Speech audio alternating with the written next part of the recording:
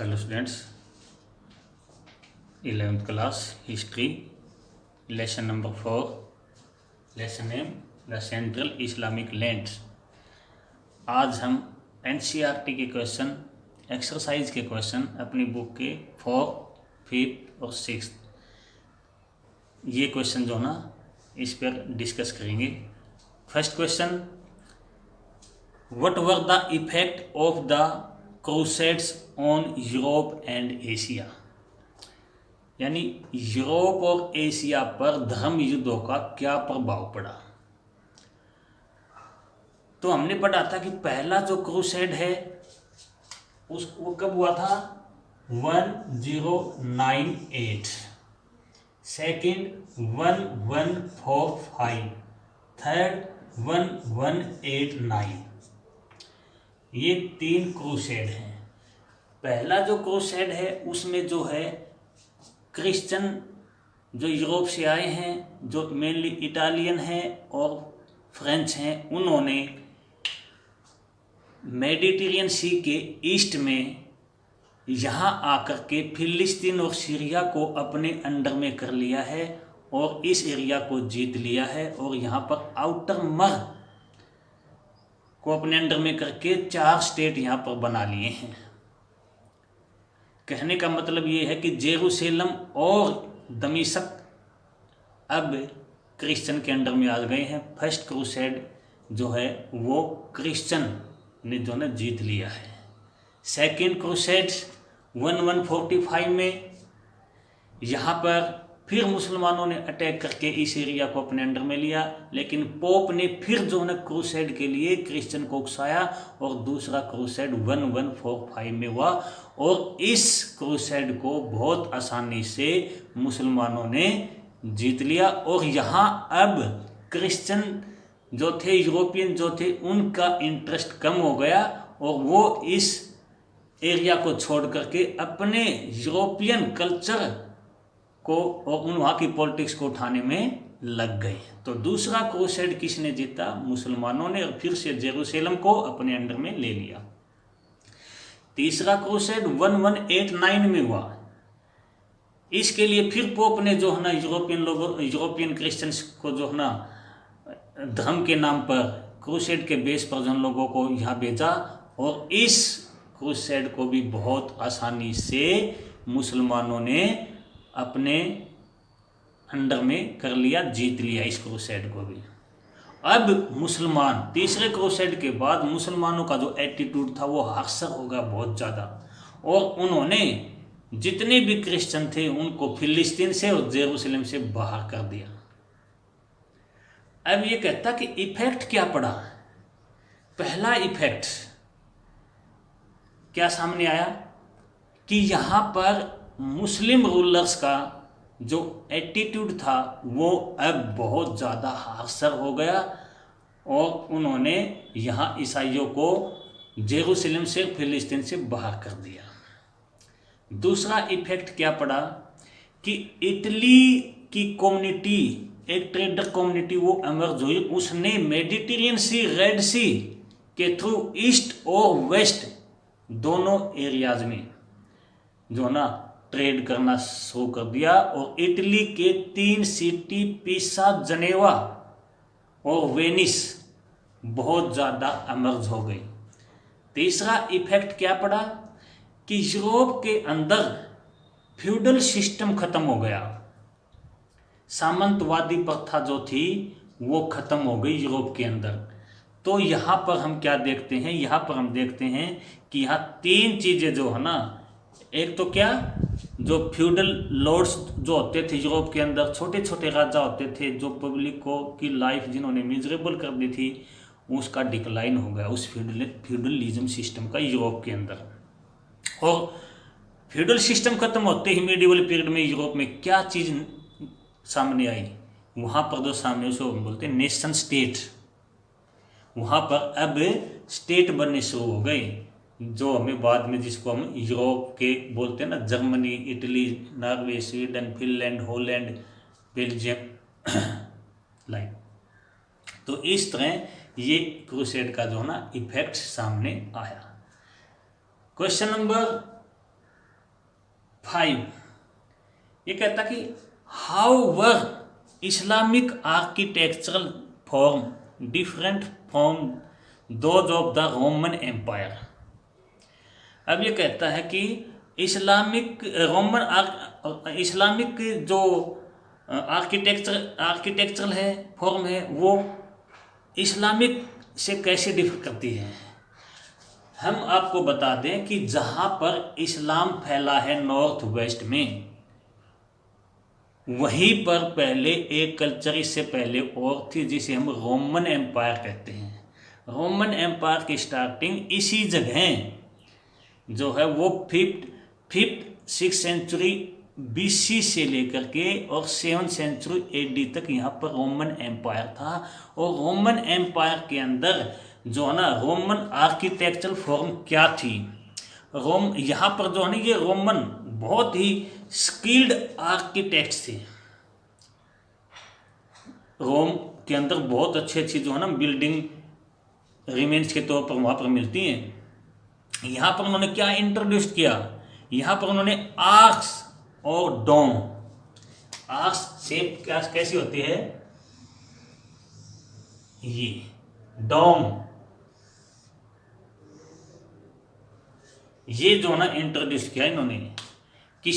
ये ऐसी स्टाइल कहाँ बननी शुरू हुई थी, सबसे पहले रोमन एम्पायर के टाइम में रोमन लोगों ने इनको बनाना शुरू किया था।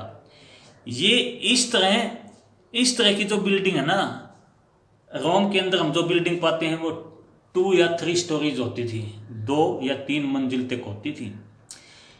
ये जो बिल्डिंग है, बिल्डिंग के अंदर जो आर्क्स हैं और जो डोम है, आर्क्स तो वहाँ पर जो भी जैसी भी बिल्डिंग बनती थी उसी में इसका यूज किया जाता था। यहाँ पर हम देखते हैं कि यहाँ पर रोमन एम्पायर के अंदर जो भी गेट बनते थे, सिटी गेट, सिटी है उसको वॉल से जो बनाया, उसको जो ना वॉल से उसको जो ना चारों तरफ वॉल बनाकर उसकी सिक्योरिटी गई है, लेकिन वहाँ गेट लगाए जाते थे, वहाँ भी जो है क्या बनते हैं, वहाँ पर भी आर्क्स बनते थे। यहाँ की जो बड़ी बड़ी बिल्डिंग बनाई जाती थी उनमें भी आर्क्स जो है ना वो बनाए जाते थे। यहाँ पर विक्ट्री से रिलेट मोनूमेंट्स बनते थे, वो उस पर भी जो है ना आर्क्स बनाए जाते थे। इसके साथ साथ जो है ना यहाँ पर किसी भी रिवर के ऊपर जो ब्रिज बनता है वहाँ भी आर्क्स बनते थे। और यहाँ पर जो भी कैनाल बनाई जाती थी इरिगेशन के लिए, उसके ऊपर भी जो ब्रिज बनाए जाते वहाँ भी आर्क्स बनाए जाते थे। तो ये क्या है, ये हम पढ़ रहे हैं रोमन आर्किटेक्चरल फॉर्म। तो उसमें मेन क्या है, एक तो क्या है आर्क्स, दूसरा क्या है डोम।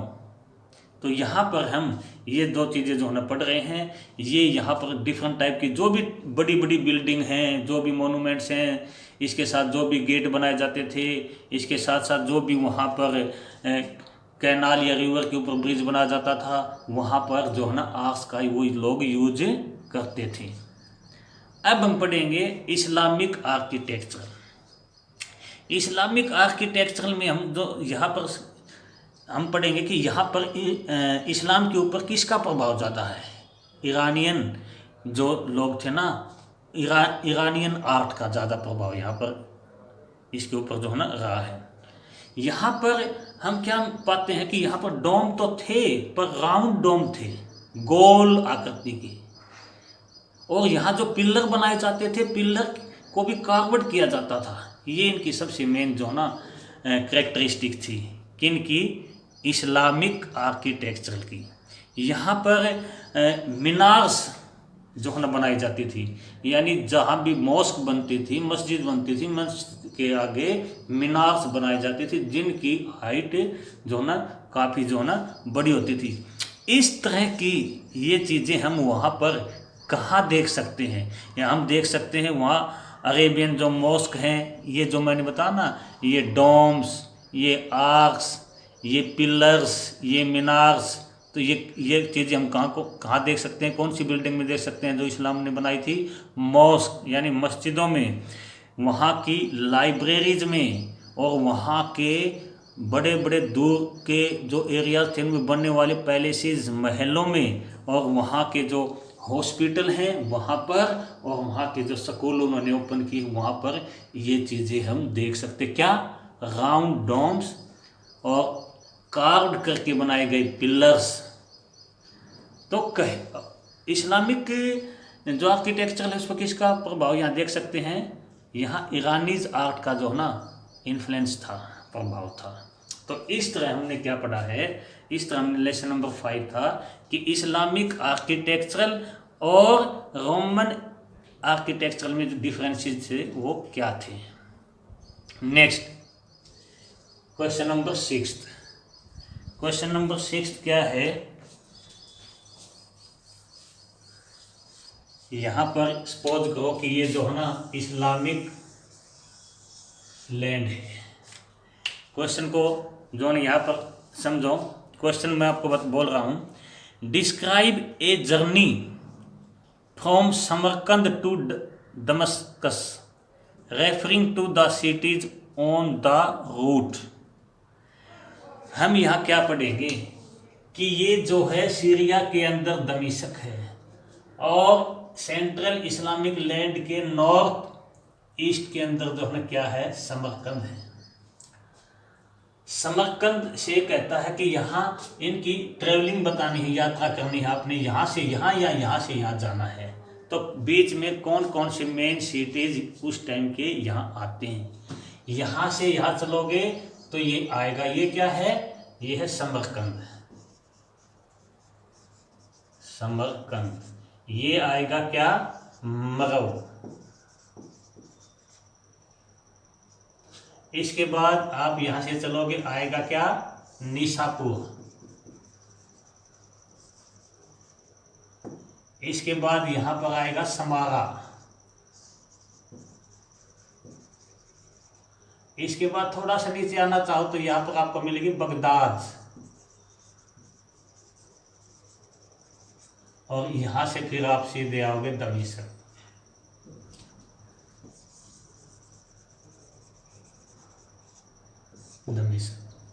ये आप ट्रेवलिंग करोगे कहाँ, ये क्या है, दमिश्क, बगदाद, समारा, यहाँ पर निशापुर, मरव, समरकंद। आप वेस्ट से ईस्ट जाओ, ईस्ट से वेस्ट जाओ तो आपको यहाँ पर बहुत सारी ऐसी बुक मिलेंगी जो उस टाइम एनिमल्स के ऊपर लिखी गई थी। बहुत सारी ऐसी बुक मिलेंगी जो उस टाइम के वॉरियर्स सिंदबाद और अलेक्जेंडर के ऊपर लिखी गई थी। एक बुक यहाँ पर आपको ऐसी भी मिलेगी जो इंडिया की कल्चर के ऊपर लिखी गई, इंडिया की हिस्ट्री लिखी गई है। वो यहाँ पर 11वीं सेंचुरी में आने वाले एक ट्रैवलर अल-बिरूनी ने यहाँ पर तहकीक ए हिंद यानी हिंदुस्तान का इतिहास लिखी है। उसके बाद यहाँ पर आप फिरदौसी की शाहनामा भी पढ़ोगे जो इस्लामिक ट्रेडिशन के ऊपर लिखी गई है। यहाँ पर आप 1001 नाइट्स पढ़ोगे जहाँ शाहिरजाद अपने हस्बैंड को एक नाइट के बाद दूसरे नाइट को जो है ये एंटरटेनमेंट से रिलेटेड स्टोरी सुनाती है। तो आप जब यहाँ की ट्रैवलिंग करोगे इस्लामिक लैंड की, समरकंद से आप मरव आओगे। यदि आपने समरकंद से दमिश्क आना है, समरकंद कहाँ है, समरकंद तुर्कमेनिस्तान उस टाइम जो है तुर्कमेनिस्तान में थी, जहाँ तुर्क अमर हुए थे। कौन थे तुर्क? मोहम्मद गजनवी, महमूद गजनवी और मोहम्मद गोरी।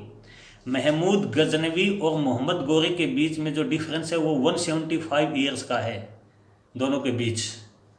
यानी महमूद गजनवी ने जो इंडिया पे जो अटैक की थी, जो बोलते हैं हम 17, जिनमें से सबसे मेन जो अटैक उनका था सोमनाथ के टेम्पल को लूटना था 1025 में। तो वो कौन है, वो तुर्क कौन है, महमूद गजनवी।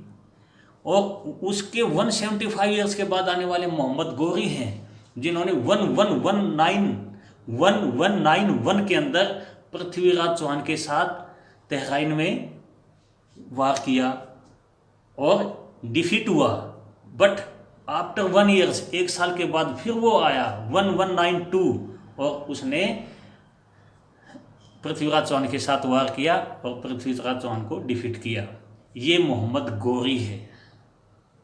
और मोहम्मद गौरी जब गौरी चला गया वापिस और वहाँ उसकी डेथ हो गई 1206 में, तो उसने अपने स्लेव, अपने कमांडर, जो दिल्ली का उसका कमांडर था, सलाव था, वो था कुतुबुद्दीन ऐबक। कुतुबुद्दीन ऐबक को जब ये पता लगा कि मोहम्मद गौरी की डेथ हो चुकी है, तो उसने अपने आप को इंडिया का फर्स्ट मुस्लिम रूलर जो ने डिक्लेयर किया। तो इंडिया का पहला मुस्लिम रूलर कौन था? कुतुबुद्दीन ऐबक। तो हम क्या बताना चाह रहे थे कि जो ट्रेवलिंग यहाँ हो रही है, तो आप जाओगे, आपने समरकंद से दमिश्क जाना है जो सीरिया के अंदर है, तो आप पहला शहर कहाँ अपने पैर रखोगे? समरकंद में। समरकंद से जाओगे मरौ, मरौ से जाओगे निसापुर, निसापुर से जाओगे समारा, समारा से जाओगे बगदाद जो इराक की कैपिटल है इमीडिएट टाइम में, और उसके बाद दमिश्क जाओगे सीरिया के अंदर, जहाँ उमैयद डायनेस्टी के एक गवर्नर जिसका नाम मुआविया था, जिसकी डायनेस्टी ने 90 ईयर्स तक रूल किया था, वहाँ आप जाओगे सीरिया में, और उस शहर का नाम है दमिश्क। तो इस तरह अपना आज लेसन नंबर 4 कंप्लीट हुआ। आपने नोटबुक तैयार करनी है। नोटबुक आप या तो उसमें एक्सरसाइज के क्वेश्चन आंसर यानी एनसीईआरटी के क्वेश्चन आंसर लिखोगे, या फिर अब सबसे अच्छा क्या है कि आप अपने लेसन की 3 या 4 पेज में एक समरी बना करके लिखोगे। तो आज ओके, थैंक यू।